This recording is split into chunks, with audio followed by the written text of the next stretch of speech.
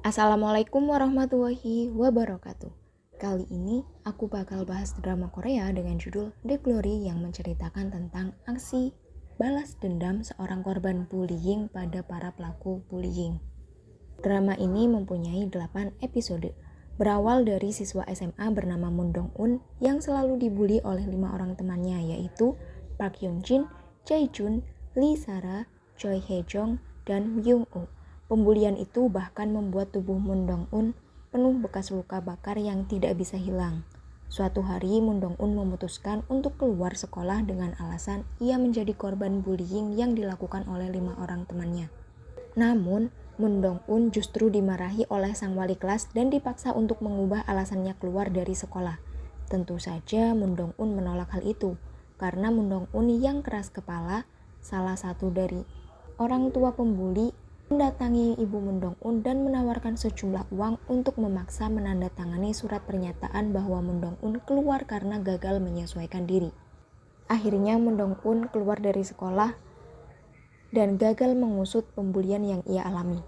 Lalu ia mendatangi para pembuli dan memperingatkan bahwa impiannya adalah Park Hyun-jin, yang artinya suatu hari nanti ia akan balas dendam kepada Park Hyun-jin.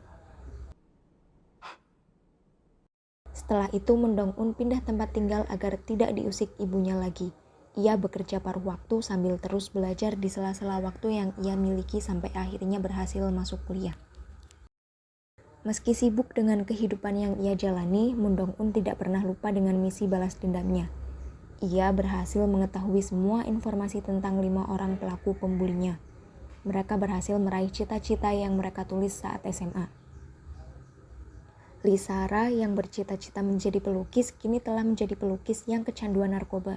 Choi Hae-jong yang bercita-cita menjadi pramugari kini telah menjadi pramugari yang berkencan dengan banyak pria. Jae-jun yang bercita-cita menjadi pewaris lapangan golf kini telah mewarisinya serta memiliki toko baju Sista. Park Hyun-jin yang bercita-cita menjadi istri dan ibu yang baik kini telah menikah dengan orang kaya yang bernama Ha Do-young. Ia juga mempunyai seorang anak bernama Yesol dan menjadi penyiar cuaca di televisi. Terakhir, Myung-oh kini menjadi supir Jae-jun dan penjual narkoba Lee Sara. Lalu Moon Dong-un mulai menyusun rencana balas dendamnya. Ia juga menyadari bahwa balas dendam yang ia lakukan akan membutuhkan banyak biaya sehingga ia terus melakukan kerja paruh waktu untuk mengumpulkan banyak uang. Suatu hari, ia pingsan karena kelelahan dan dibawa ke rumah sakit terdekat. Di sana, ia terbaring di samping seorang laki-laki dengan luka di wajahnya. Laki-laki itu bernama Jo Ye-jong. Ia anak direktur rumah sakit yang saat ini sedang magang menjadi seorang dokter. Saat terbangun, Moon Dong-un langsung pergi tanpa berbicara dengan Jo Ye-jong. Karena sikap itu, Jo Ye-jong justru penasaran dengan Moon Dong-un dan mengikuti Moon Dong-un. Jo Ye-jong melihat Moon Dong-un sedang memperhatikan orang-orang yang bermain Go dan menawarkan Moon Dong-un untuk belajar Go dengannya. Setelah berhasil menguasai permainan Go, Moon Dong-un pergi tanpa berpamitan kepada Jo Ye-jong. Kini Moon Dong-un tinggal di apartemen depan rumah Park Hyun-jin. Ia bahkan mengumpulkan surat-surat dari tempat sampah di depan rumah Park Hyun-jin. Suatu hari, tingkahnya dipergoki oleh pembantu Park Hyun-jin yang bernama Kang Hyun-nam. Ia memohon kepada Moon Dong-un untuk bisa saling membantu. Kang Hyun-nam memohon kepada Moon Dong-un agar ia membantu membunuh suami Kang Hyun-nam. Suami Kang Hyun-nam sangat kasar, ia suka mabuk-mabukan dan sering melukai istri atau anaknya yang bernama Sun-a. Sebagai balasannya, Moon Dong-un meminta Kang Hyun-nam menjadi mata-mata dan mengumpulkan segala informasi tentang 5 orang pembuli Moon Dong-un. Hari demi hari, Kang Hyun-nam melakukan tugasnya dengan baik. Ia mengikuti setiap pembuli dan mengambil foto. Tak jarang ia ikut berbaur ke dalam kerumunan. Dari penyelidikan yang dilakukan, ia mendapatkan fakta bahwa Choi Hae-jong baru saja pulang dari penerbangan dan dijemput oleh Myung-oh. Park Hye-jin mengunjungi klinik mata bersama Yesol. Kemudian Moon Dong-un curiga jika Yesol bukan anak kandung Park Hye-jin dengan suaminya. Untuk membuktikan hal itu, Ia meminta Myung-oh untuk menukar sebuah rahasia yang menguntungkan Myung-oh dengan sehelai rambut Jae-jun. Keesokan harinya, para pembuli datang ke sekolah untuk menghadiri acara penghargaan alumni kebanggaan. Moon Dong-un juga datang dengan suasana hati yang sangat senang sambil memberikan sebuah peringatan. 화이팅 박연진! 지다 현진아! Pertemuan Moon Dong-un dan para pembuli di sekolah membuat para pembuli panik. Mereka selalu merasa gelisah dan overthinking. Lalu, Park Yeon-jin mengetahui fakta bahwa Moon Dong-un kini telah menjadi wali kelas Yesol. Di kelas, Moon Dong-un memberikan 3 peraturan yang tidak akan berguna di dalam kelasnya, yaitu pekerjaan orang tua, harta orang tua, dan koneksi orang tua. Para siswa tidak boleh membuli teman satu kelasnya tentang baju yang lebih bagus atau hal lainnya. Mereka harus saling membantu satu sama lain. Kemudian Park Yeon-jin langsung datang ke sekolah dan menemui Moon Dong-un. Sesampainya di sana, ia mengetahui informasi tentang wali kelasnya waktu SMA yang bernama Pak Kim kini telah meninggal. Pak Kim meninggal karena sesak nafas. Pada pagi hari itu, Moon Dong-un datang menemui wali kelasnya dan di sana ia bertemu dengan sang wali kelas beserta anaknya yang telah menjadi inspektur pendidikan. Saat menemui sang wali kelas, Moon Dong-un memberitahu bahwa ia telah menyebarkan rumor buruk di situs web pendidikan. Rumor itu cepat menyebar. Hal ini membuat sang anak panik dan membuat ayahnya mengalami sesak nafas sampai meninggal.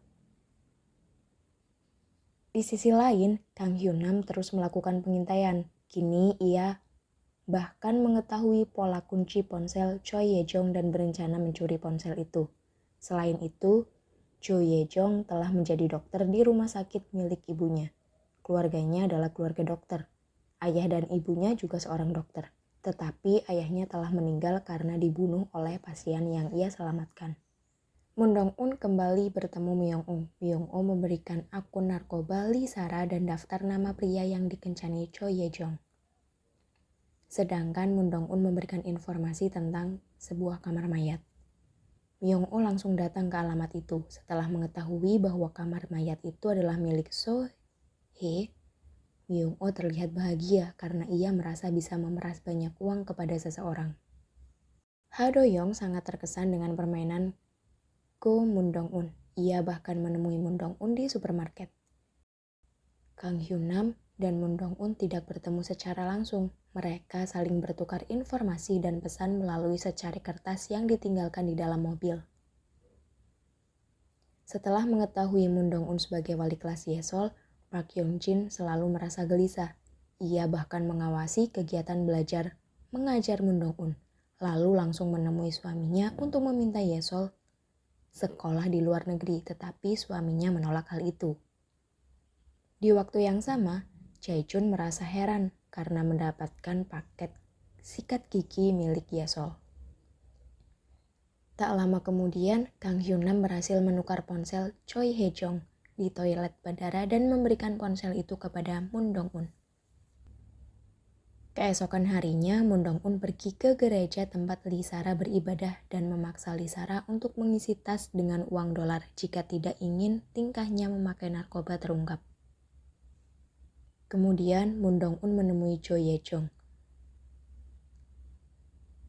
Jo Ye-jong merasa sangat senang sekali. Namun Moon Dong-un memberitahu jika ia tidak mencari seorang pangeran. Ia sedang mencari seorang algojo. Hal ini tidak membuat Jo Ye-jong mundur. Ia bahkan siap menjadi algojo Moon Dong-un. Dan segera menyerahkan surat pengunduran diri dari rumah sakit untuk membuka praktek dekat tempat Moon Dong-un. Park Yeon-jin yang selalu dihantui rasa takut kini pergi menemui dukun. Di sana ia diberi jimat untuk melindungi Yesol. Di tempat kerjanya, Park Yeon-jin sangat tidak disukai rekannya karena sering bertindak meremehkan orang lain. Ia bahkan membayar seseorang untuk membuat teks penyiaran cuaca dan membayar biaya iklan yang cukup mahal agar Park Yeon-jin tetap menjadi penyiar cuaca di televisi itu. Kali ini, Kang Hyun-nam dan Moon Dong-un bertemu secara langsung. Kang Hyun-nam merasa ada yang aneh dengan Myung-oh karena sudah 2 hari tidak terlihat dimanapun. Moon Dong-un berasumsi jika Myung-oh kemungkinan telah dibunuh oleh seseorang.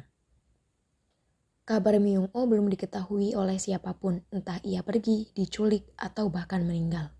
Keberadaan Myung-oh yang tidak diketahui membuat Lee Sara sangat gelisah karena ia kehabisan narkoba, dan Jae-jun sangat marah karena arlojinya dicuri oleh Myung-oh.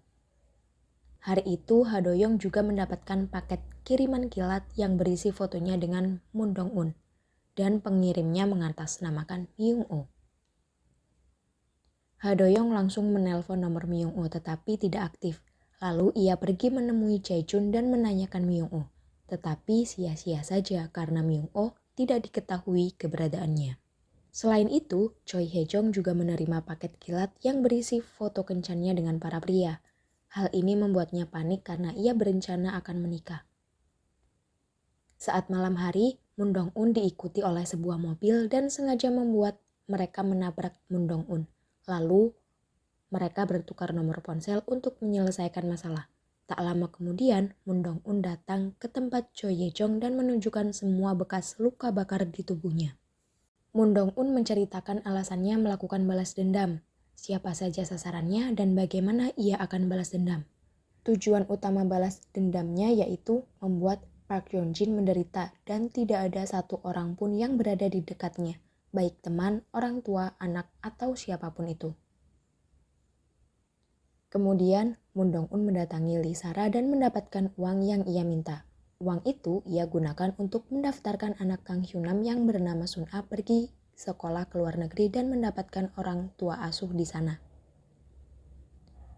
Ha Do-young mencari tahu tentang Myung-oh dan bertanya kepada Park Yeon-jin, tetapi respon Park Yeon-jin sangat aneh dan membuat Ha Do-young semakin curiga. Lalu Ha Do-yeon sengaja menemani Yesol olahraga di sekolahnya. Ia bertanya warna kaos kaki, tetapi Yesol salah menyebutkan warna dan ia tahu fakta bahwa Yesol buta warna. Di lain hari, Jae-jun menemui Yesol. Kini, Jae-jun telah mengetahui fakta bahwa Yesol adalah anak kandungnya dan berusaha keras untuk melindungi Yesol. Hari berikutnya, Choi Hae-jong menemui calon mertuanya. Di saat bersamaan, Moon Dong-un datang ke tempat itu dan berbicara sangat akrab dengan calon mertua Choi Hae-jong. Hal ini membuat Choi Hae-jong panik dan ketakutan. Ia langsung pergi menemui Moon Dong-un dan memohon agar tetap menjaga nama baik Choi Hae-jong di depan calon mertuanya. Suatu hari, sekolah Yesol mengadakan acara yang mengharuskan sang ayah datang mendampingi mereka di kelas. Ha Do-yeon dan Jae-jun datang bersamaan. Ha Do-young curiga dengan kehadiran Jae-jun, namun Jae-jun segera mengatakan maksud kedatangannya adalah untuk bertemu dengan teman SMA-nya yaitu Moon Dong-un. Setelah acara di sekolah selesai, Jae-jun berbicara dengan Moon Dong-un. Moon Dong-un memperingatkan jika ingin Yesol selamat, maka Jae-jun tidak boleh membantu Park Yeon-jin sama sekali. Tak cukup sampai di situ, Ha Do-young juga menemui Choi Hae-jong untuk mengetahui masa lalu Moon Dong-un dan Park Yeon-jin.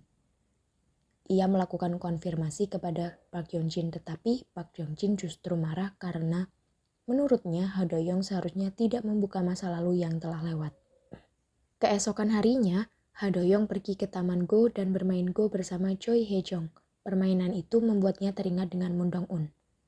Seusai bermain Go, Choi Hae-jong pergi ke apartemen Moon Dong-un yang penuh dengan foto para pembuli. Park Yeon-jin merasa sangat terdesak dan satu-satunya cara yang ia pikirkan hanyalah membawa ibu Moon Dong-un menemui Moon Dong-un. Seperti caranya di masa lalu untuk mencegah Moon Dong-un mengungkapkan kasus pembulian di sekolah. Tak lama kemudian, Myung-oh dilaporkan sebagai orang hilang oleh Choi Hae-jong dan Moon Dong-un akan mengirim Sun-a ke sekolah luar negeri. Moon Dong-un ingin mempercepat aksinya, dan ia tidak ingin Sun-a dicap sebagai anak pembunuh, sehingga Sun-a harus dikirim ke luar negeri secepatnya. Park Yeon-jin kini tahu bahwa Moon Dong-un telah tinggal di depan rumahnya. Ia bahkan memaksa masuk dengan merusak pintu rumah Moon Dong-un. Tak lama kemudian, Ha Do-young juga tiba di tempat itu. Lalu, apakah Moon Dong-un telah selesai membalaskan dendamnya? Kemanakah Myung-oh sampai menghilang tanpa jejak? Kita lanjut The Glory Season 2 ya untuk membahas hal-hal yang belum selesai. Sampai jumpa di video berikutnya.